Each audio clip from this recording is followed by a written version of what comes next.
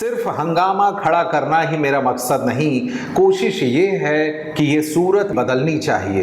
इन्हीं पंक्तियों को जो दुष्यंत कुमार जी ने लिखी है, इसी पर काम करते हुए हमारे साथ हैं कुछ खास, कहे तो युवा नेता आम आदमी पार्टी के। आज हमारे साथ हैं रघुकुल यथार्थ। करेंगे इनसे ढेर सारी बातें। पहले तो आप सभी के साथ हम रघुकुल यथार्थ जी का भी स्वागत करते हैं।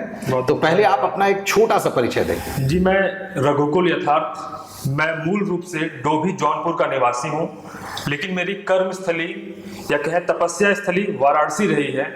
मैं यहाँ पे अपनी शिक्षा लिया हूँ, प्रारंभिक शिक्षा से लेकर अब तक स्नातक की शिक्षा वाराणसी से ही ले रहा हूँ, और साथ ही साथ जितने राजनीति के क ख ग अर्थात जो राजनीति की नर्सरी होती है जी, उसका मैं शुरुआत यही वाराणसी के धर्म भूमि से किया हूँ। यानी कि अब राजनीति के दो जो दांव पेच होते हैं वो सारा कुछ बनारस को ही आपने बनाया हुआ है। बिल्कुल। तो अभी आप उत्तर प्रदेश के आम आदमी पार्टी के युवा ब्रिगेड जो है उसके आप उपाध्यक्ष हैं जी। तो ऐसा क्या, क्यों आम आदमी पार्टी, क्यों नहीं दूसरी पार्टी? जी बिल्कुल, ये सवाल अक्सर इसका सामना हम लोगों को करना पड़ता है, तो इसका बड़ा ही साधारण सा उत्तर है, तो इसको आप अनुभव भी करेंगे। खासकर जो लोग दिल्ली और पंजाब से जुड़े हैं वो इस सवाल को बहुत ही करीब से अनुभव करेंगे। इसका बड़ा साधारण सा उत्तर है कि देखिए, हमारे देश में दो मूलभूत आवश्यकताएं हैं जी। उसमें से एक है शिक्षा, एक है स्वास्थ्य, जिसपे अब तक की भारत की आजादी के बाद के इतिहास से जितनी भी सरकारें आई, इस पे एक भी कोई कदम उठाया नहीं किसी ने। लेकिन आम आदमी पार्टी ये एक पहली पार्टी है जिसने शिक्षा और स्वास्थ्य को प्राथमिकता दी। इसका बहुत ही अच्छा, देखिए आप समझिएगा इसको, कि अगर शिक्षा, हर घर में हर व्यक्ति शिक्षित है तो बहुत ही आसानी से वो छोटे बड़े हर प्रकार के रोजगार को पाने का काबिलियत रखता है। आज के भारत में जहां घर घर में आपको डायबिटिक पेशेंट या ब्लड प्रेशर के पेशेंट मिल जाएंगे, आपको ऐसे तमाम बीमारियों के जो पेशेंट मिल रहे हैं, तो उनको अपना इलाज करना बड़ा महंगा पड़ता है, और सबके पास उतने संसाधन या कहिए कि आर्थिक स्थिति उतनी अच्छी नहीं कि उपचार उसका करा पाए। तो उसके लिए आम आदमी पार्टी ने मोहल्ला क्लिनिक खोला जी, जहां बहुत ही कम दर में आपका उपचार होगा, चाहे आप रईस घर के हो, सामान्य घर के या निचले वर्ग से आते हो, उसका कोई भेदभाव वहां नहीं है। और बात शिक्षा की करें तो आज के समय पे हम आप अगर समाज में देखेंगे कि एक मान ली सोसाइटी या कॉलोनी है, वहां पे दो घर हैं, तो एक घर का बच्चा अगर कोई हाई फाई प्राइवेट स्कूल में जाता है जी, और दूसरे घर का बच्चा वही किसी सरकारी विद्यालय में जाता है जी, तो उन बच्चों के फैमिली के साथ साथ तो बच्चों के मन में भेदभाव उत्पन्न होता है कि मैं तो बड़े घर का हूँ, मैं हाई फाई स्कूल में पढ़ता हूँ, और भाई दूसरे को ये लगता है कि हमारे घर की आर्थिक स्थिति कमजोर है, इसलिए मैं छोटे स्कूल में पढ़ रहा हूँ, प्राइमरी स्कूल में या क्या सरकारी स्कूल में पढ़ रहा हूँ। इस भेदभाव को खत्म करने के लिए आम आदमी पार्टी ने बहुत ही अच्छा मुद्दा उठाया, शिक्षा और स्वास्थ्य, और आने वाले समय में यही केंद्र के मुद्दे बनेंगे जिसपे सभी सरकारें या सभी राजनीतिक दल चलने को मजबूर होंगे। रघुकुल जी, ऐसा नहीं लगता कि जो तत्कालीन सरकार है वो हर जिले में, आसपास के जिलों को अगर हम उत्तर प्रदेश के देखें तो काफ़ी मेडिकल कॉलेज बहुत जल्दी खोलती जा रही है और लोगों को सुविधा मुहैया करा रही है स्वास्थ्य की, और आयुष्मान कार्ड जो अल्प आयु वर्ग के लोग हैं या फिर 70 वर्ष के लोग हैं उनके लिए मुहैया कराती जा रही है। हमें तो लगता है कि स्वास्थ्य के क्षेत्र में शायद काम हो रहा है। देखिए, हाथी के दांत दिखाने के और खाने कुछ और होते हैं। वही हाल आपके यूपी भाजपा सरकार की है जी। यहाँ की जमीनी हकीकत जिस दिन आप देखने लगेंगे, आप कहीं न जाइए, वाराणसी की किसी सरकारी अस्पताल में चले जाइए जो उत्तर प्रदेश सरकार के अधीन आती हो जी, वहाँ किसी आप गंभीर बीमारी का अगर इलाज कराना हो आपको, मैं दावे के साथ बोलता हूँ, किसी गंभीर बीमारी का इलाज कराने के लिए उनके पास जो संसाधन चाहिए, जो मशीनें चाहिए, उनके पास वो नहीं है। आपने जैसा बोला कि उत्तर प्रदेश सरकार दावा कर रही है मेडिकल कॉलेज खोल रही है, तो हाल ही में एक भाजपा के नेता ने कहा था कि उनकी बीजेपी गवर्नमेंट प्रति घंटे, प्रति हफ्ते, प्रति मिनट आईआईटी, आईटीआई, एम्स जैसी तमाम कॉलेज खोल रही है जी। अगर मैं उनका आज नाम जानना चाहूँ तो नाम बताने में वो असमर्थ है, क्योंकि इसका हकीकत से कोई लेना देना ही नहीं है। तो हमारी आपकी जागरूकता है कि हम आप हकीकत से कितने रूबरू हुए हैं। 2027 में आम आदमी पार्टी को आप कहाँ देखते हैं?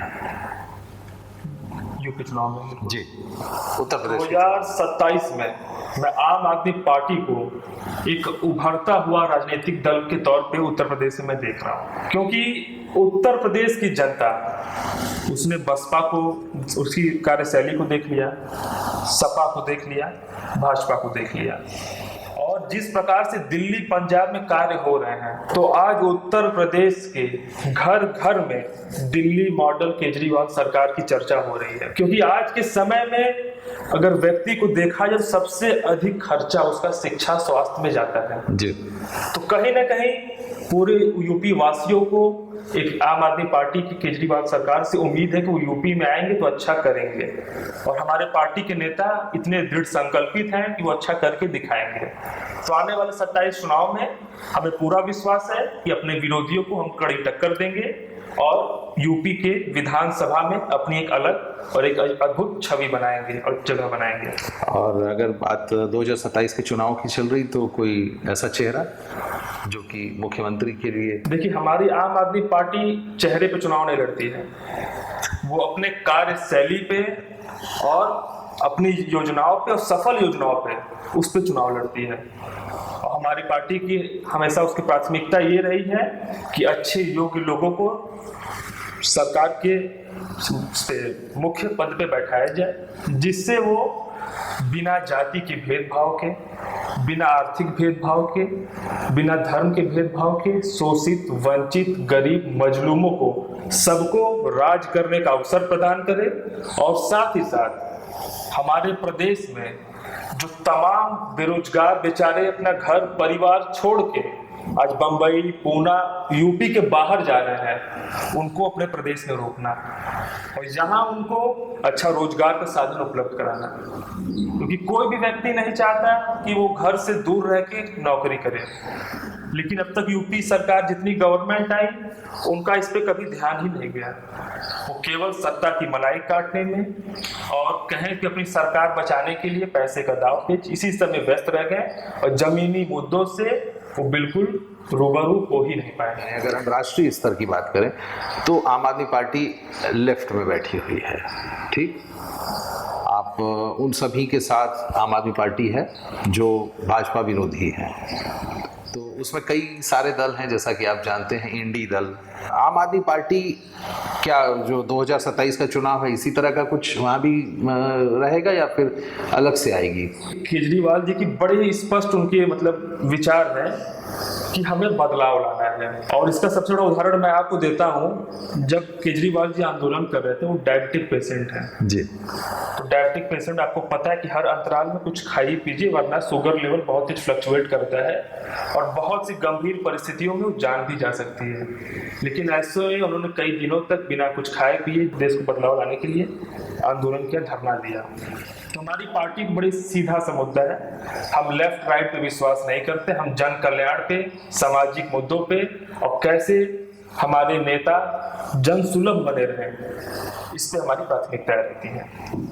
अब एक पर्सनल सा सवाल जी। रघुकुल यथार्थ के बारे में कि अभी आपकी उम्र कम है, आप इस नन्ही सी उम्र में आप राजनीति के क्षेत्र में, वो भी प्रदेश स्तर पे आप उपाध्यक्ष की भूमिका अदा कर रहे हैं, घर से कितना सपोर्ट रहता है? बिना घर के सपोर्ट के जी कोई भी व्यक्ति सफल नहीं हो सकता है। अच्छा। क्योंकि आप कितना भी कार्य करते रहिए, लेकिन जब घर वाले आपके पीछे खड़े हैं, तन और धन का क्या, तन नश्वर है और धन कभी कहीं टिकता नहीं। लेकिन बात रही मन की जी, तो मन से जिस प्रकार से मुझे सहयोग करते हैं कि आप किसी प्रकार के कार्य करिए, लेकिन उस कार्य में कहीं भी आप गलत तरफ से ना हो जी, हमेशा न्याय की तरफ से, सच्चाई की तरफ से लड़िए कि किसी भी आपके माध्यम से अगर आप मुझे मौका मिलता है किसी को न्याय दिलाने का और दोनों पक्ष मेरे सामने हैं, हो सकता है जो पक्ष गलत हो मुझे तरह तरह के लोग प्रलोभन दे, तो मुझे उससे बचते हुए सत्य का साथ देना चाहिए, क्योंकि सत्य की जीत हमेशा हुई है। हाँ, हो सकता है कई मामलों में देर से हुई हो, लेकिन मेरे घर वालों को बड़ा स्पष्ट ये कहना है कि अगर आप राजनीति में आए हैं तो ये खेल या मजाक का विषय नहीं है जी, ये बहुत ही जिम्मेदारी का विषय है। तो इसको पूरी जिम्मेदारी से निभाइएगा। और रही बात कि अगर आपको ये लगेगा कि आपके जान देने से देश का कल्याण हो रहा है तो उसमें भी पीछे मत हटिएगा। वाह, क्या बात है।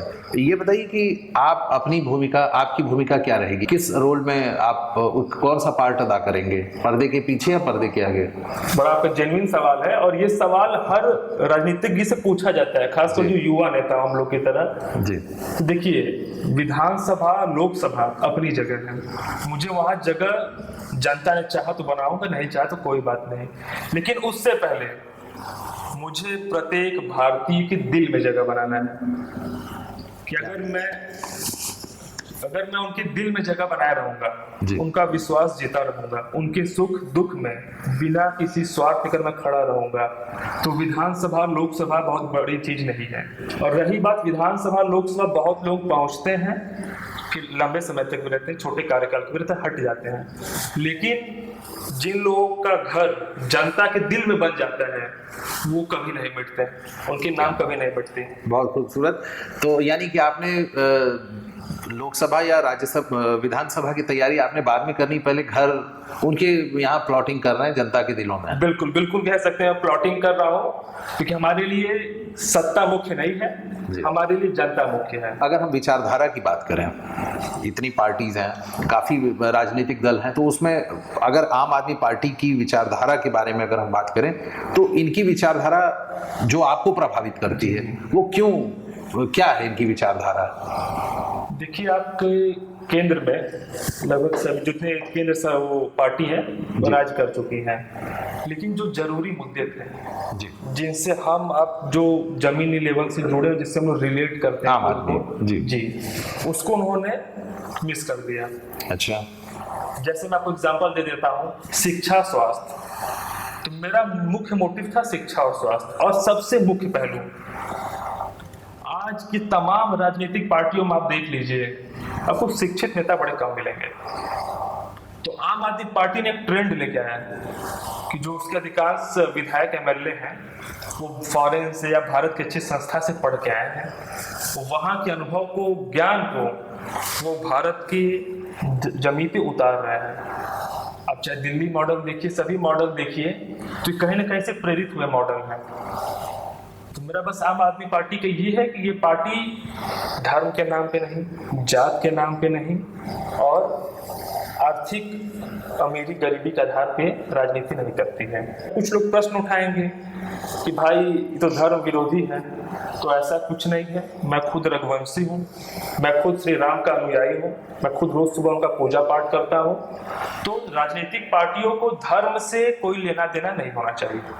ठीक है, आप धर्म को शुभचिंतक हो सकते हैं, तो आपको एक अलग संगठन बना लीजिए, गैर राजनीतिक संगठन बना लीजिए, लेकिन राजनीति में होते हुए आप धर्म में भेदभाव करें, ये मुझे उचित नहीं लगा। रघुकुल यथार्थ जी, आपके इतने सुंदर विचार जान करके हमें बहुत अच्छा लगा। शुक्रिया।